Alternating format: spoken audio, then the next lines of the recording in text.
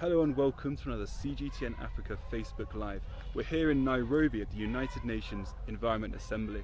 It's been a pretty interesting day, hasn't it, Richard? Indeed. So, Richard Manang here, you are part of UNEP. Can you just tell us exactly what your role within UNEP is? Yeah, thank you very much, Oliver, for having me on the CGTN Facebook Live. I'm actually the UN Environment Africa Regional Climate Change Coordinator, and my role within UNEP is actually to help operationalize UNEP medium-term strategy, which focuses on helping countries move towards a low-emissions development pathway with intent to ensure human well-being. And how this happens is helping fill policy gaps as well as operational gaps, and also ensuring that the latest science help inform and drive implementation of environmental action and more so climate change action. Fantastic. So today is a big day. It's the third day, assembly that has taken place in Nairobi. Right. So just exactly what is the point of all this? Well, you see, today we are 2 years into the implementation of the Sustainable Development Goals, where head of states and government in 2015 September adopted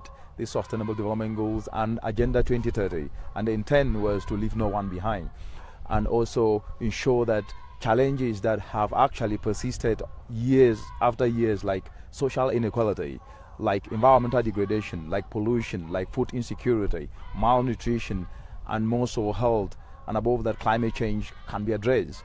But this down the line, the world is still facing these challenges. And if we put this in perspective, as we're speaking today, the world is spending $4.9 trillion US as a result of greenhouse gas pollution. And if you do tell that down to the African continent today, every year the continent is spending $15 billion US as a result of the changing climate, and this is projected to reach 50 billion if the world was to hit 2 degrees. And as we're speaking today, the world is at 1.1 degrees, so just 0.9 degrees shy from 2 degrees. And when it comes to indoor pollution, it is costing the world 5.3 trillion US. And in the African continent, it's costing the continent over 400 billion US. And every year, 712 citizens die. When it comes to ecological degradation, land degradation, it's costing the world 10.6 trillion US. And this is almost equivalent to about 17% of the entire global gross domestic product. In the African continent, it's costing 68 billion US. And when you put all these things together, the assembly is then, the theme is a pollution-free world, which means that as we address pollution, as the world beats pollution, it should be done in such a way that the challenges are addressed but also opportunities unleashed. And then environment should be seen as a solution to addressing the problems in the world. So the climate change itself has been in the news quite a lot. Now, are there any recent disasters or events that have taken place on the continent of Africa which can be directly attributed to climate change? The changing climate is no longer an abstract issue, and the impacts are visible across the entire continent. Even the science is showing that Africa is warming faster than any part of the world. And there was a survey and study that was conducted with 30 African countries, and it shows that 3/4 of these countries have actually warmed above more than other countries in the world. And recently, on the 4th of August, the mudslide that hit Sierra Leone, killing almost about 1,000 people and costing in economic terms up to about 30 million US. And the very floods and mudslides happen in DRC, killing almost about 300 persons, and in Nigeria displacing about 100,000 people, to Eastern Africa, where the droughts are visible to everyone's eyes, displacing almost a lot of communities and affecting 25.5 million persons, and 3.5 million kids are actually facing malnutrition today. So when you put all these together, climate change is no longer an abstract issue. It's moved from the future to the present, and therefore addressing climate challenge is not necessarily just something to be done, but it's an urgent imperative, because if this is not done, more people will be affected, because the changing climate, in as much as it's manifesting itself today, is affecting what is called catalytic sectors in the African continent. Agriculture will be reduced up to about 40% if the world was to hit 2 degrees. And this is a sector that 65% of the workforce in the entire continent is dependent on. And with this changing climate, people will not just be forced to seek sanctuaries in places not their own as a result of flooding, because the latest science is showing that the sea level rise will be about 14% higher than the global mean. And taking Africa with almost about 36 countries on its coastline of 36,000 kilometers, it will mean people face suffering. And even right here in Kenya, what the science is showing is that assets in Mombasa port as a result of sea level rise will be affected and costing almost about $15 billion and affecting almost 117,000 persons. So the realities are there, and therefore actions need to be ratcheted up. Great. I mean, only in the last decade has the environment really become a proper conversation that people are willing to have. Now, you talked about Sierra Leone, Nigeria. What could governments have done differently, or what can they do to stop these events happening in the future? Well, the reality is that climate change respects no boundaries, and climate change doesn't respect territorial sovereignties. Everyone is affected and nobody is immune. And therefore, seeing climate change as a global challenge and also as a solution, that the solutions that can be used to address climate change can unleash opportunities, is how climate change needs to be seen. But more so, the frameworks for addressing climate change globally and down to the African continent are already there. In December 2015, the Paris Climate Change Agreement provided an opportunity, and what happened was that countries presented what is called the national determined contributions, and what this means in simple terms are plans submitted by countries that can be implemented in such a way that indoor pollution can be reduced, outdoor pollution can be reduced, agricultural yields can be increased despite the changing climate. And all these put together constitute these national determined contributions. And Africa actually submitted, all African countries submitted these plans. Now, after the Paris Agreement, each country was supposed to ratify these plans. And as we speak today, almost 70% of African countries have ratified, which means they have understood the inherent opportunities in these plans that is submitted and also in the Paris Agreement. And because they have already ratified these, what is very important now is that the policy gaps and the operational gaps need to be filled, because that has actually been what has stifled implementation of climate actions. And to do so, the UN environment, in collaboration with African Union and member states, including civil societies, the private sector, NGOs, and individual citizens, have actually come together and put what is a framework called the Ecosystem-Based Adaptation for Food Security Assembly. And intent is to ensure that everyone is on board, as called for in Section 5 of the Paris Agreement, that implementation of climate action needs state and non-state actors.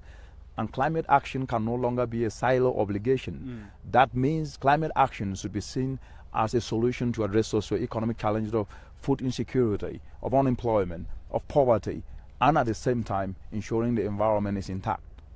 Great, so I guess that's why we're here today, really. So we've got this conference, we've got this assembly happening right now, but many people will be wondering, what is the next step from here? What does UNEP do now with the African governments? How do they help them implement those changes they set out to make? The Sustainable Development Goals and Agenda 2030 already provide a global framework, and each and every country sign up to these. The Paris Climate Change Agreement provides the framework for climate action, and countries sign up to this and they've ratified. The African Union Agenda 2063, all these global grandeur agendas, the Paris Climate Change Agreement, the Sustainable Development Goals and Agenda 2030 dovetail into African Union Agenda 2063. So countries have the frameworks that are needed to implement action. The UN environment working with member states, and member states already being members of the agendas that have already been adopted, need guidance in terms of addressing these gaps and filling these gaps. So what needs to be done is that after UNEP, what is going to happen, especially from the climate front, the decisions are going to further strengthen the enabling environment for action to be taken. For example, those actions then should not be taken as silos. For example, if you take energy, energy cannot be implemented just as energy. Energy should be implemented in such a way that it adds value to what is produced, because as we're speaking today, the African continent value addition in the agricultural sector is just 10%. And what that is doing, it is not only contributing to food insecurity, it is contributing to unemployment, because value addition will create jobs in the entire agro value chain. But doing so using clean energy and adding value to agricultural production that is produced using environmental actions that are working with nature, not against nature, what we call ecosystem-based adaptation-driven agriculture, and processing using clean energy, and linking to markets using efficient transport systems, not polluting to the environment, and utilizing information communication technology to ensure frictionless and seamless connections is actually what needs to be done. So the point is, in the implementation of all the actions, including climate actions, we need to do what is called connecting the dots bringing everyone together, building on already existing initiatives. So there are three things that need to be done if I was to summarize that. The first is Africa should focus on what is called its catalytic sector, its agricultural sector. 65% of uncultivated arable land is in the African continent. 60% in the NDCs, or the national determined contributions. Every country put agriculture there. Then when it comes to energy, it is also captured in the national determined contribution. Africa is a continent endowed with abundant sunshine more than any other continent in the world, 365 days a year. But if they are to harness this clean energy, not just for domestic utilization, but also for industrial application, adding value to agricultural production that is using ecosystem-based adaptation approaches, not destroying the environment, then they could be able to generate 17 million jobs every year, and also benefit from agroeconomy that every report has shown is worth $1 trillion in less than 15 years from today. That's the first. The second is partnerships are very crucial. No one can do it alone, and even within the countries, the partnerships should be such that there is synchronization, or what we call policy harmonization. The policies are already existing. Agricultural ministry have policies, environment ministries have policies. So what is happening is that environment policies should speak to agricultural policies, so that the actions taken for agricultural action are not working against environment, but working with the environment, because it is only through protecting the very ecosystems that not only sustain life, but also are the foundation of economy that we can have sustainable agricultural production. Energy policy should speak to agricultural policies so that value addition can happen. And this UN Environment is already doing across 40 countries in the African continent today, forming what is called interagency task forces, bringing all the ministries together to synchronize policies so they're not in silo. And for example, in Sierra Leone, bringing the Ministry of Finance, the Ministry of Energy, the Ministry of Agriculture, the Ministry of Industrialization, and the Ministry of Energy, they have now come up with what is called tax concessions, which are now targeting rural areas where agricultural production is already ongoing, working with nature, and decentralizing clean energy so value could be added to what is produced. And this is going to create jobs for the youth. And the third is leveraging on already existing initiatives so that there is no duplication, because duplication is actually presenting big risk to implementation. And leveraging on what has already worked and existing initiatives like the ecosystem-based adaptation for food security assembly framework that UNEP in collaboration with the African Union put in place, which is providing an opportunity for everyone to be part of that. If a youth have a skill, he doesn't necessarily need to struggle to have a space where he can incubate that idea to address a problem that is related to the environment, and building on what others are already doing, like civil societies, NGOs, the private sector, and individual citizens can actually help bring to the fore and to a large scale actions that can bring transformational change. Great, so we've got the could be, should be. Now many people are still very skeptical about the work that is done to stop climate change or to try and mitigate the effects. Now all you've said there sounds fantastic. People will go, great, that sounds good. But is it a reality? Can it really happen? It is already happening right here in Kenya.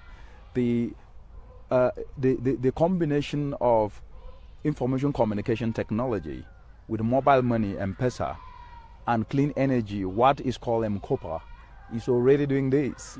So the ideas and innovations are already there, and actually the implementation of this is happening.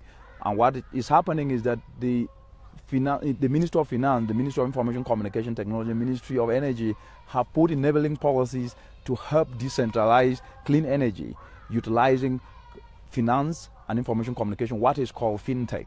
And in 2016, the UNEP inquiry report for sustainable and innovative ways to implement the Sustainable Development Goal actually showcased that fintech, which is this combination of finance, information communication technology, and clean energy to decentralize, can work. And here in Kenya is working, and it's not only helping to provide domestic energy, clean energy, but it's helping families save up to about 70%, which they could have spent that on kerosene. And these have actually reached up to 400 homes in Eastern Africa today. So this is reality.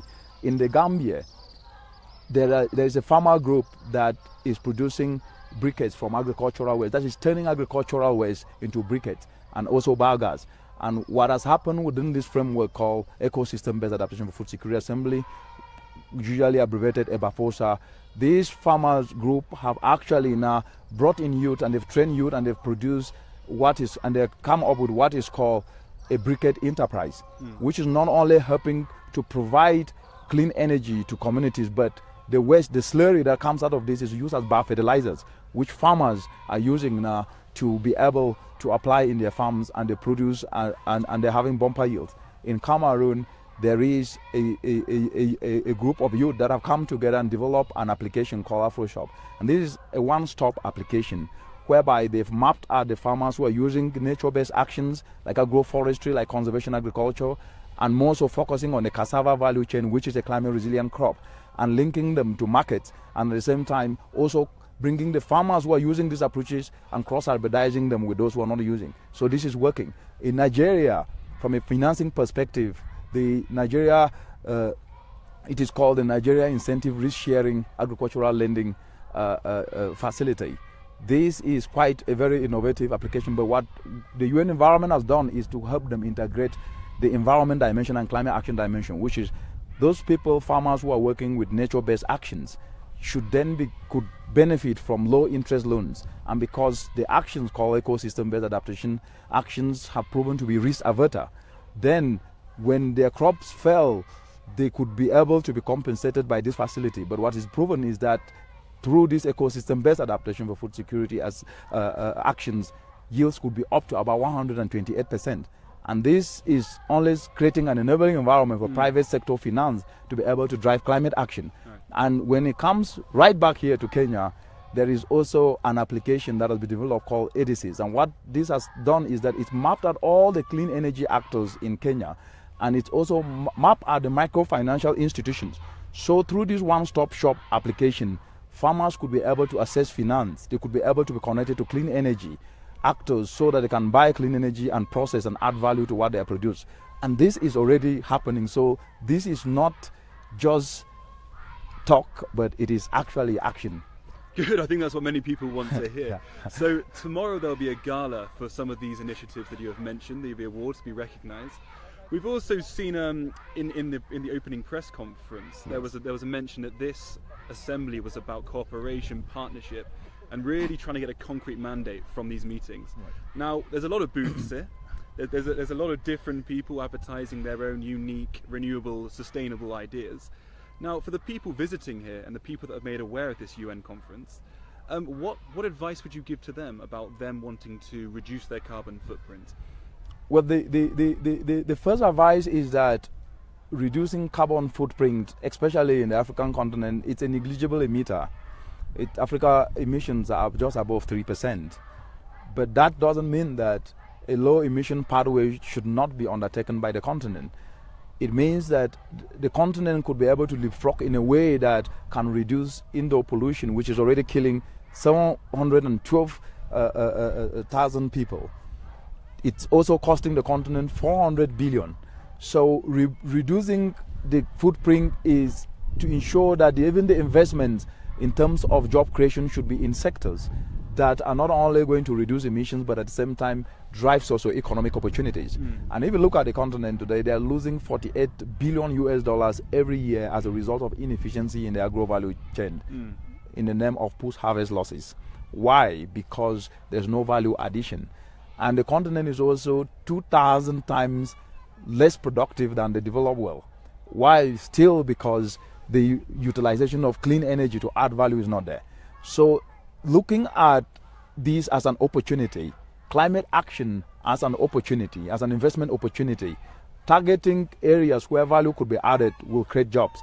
Targeting areas where clean energy could be utilized will spur entrepreneurial opportunities for people to set up clean energy businesses, because the appetite is increasing, especially with the Climate Paris Agreement, which is helping countries to disincentivize fossil fuels by ratifying these, and they also capture this in their national plans called the National Determined Contributions.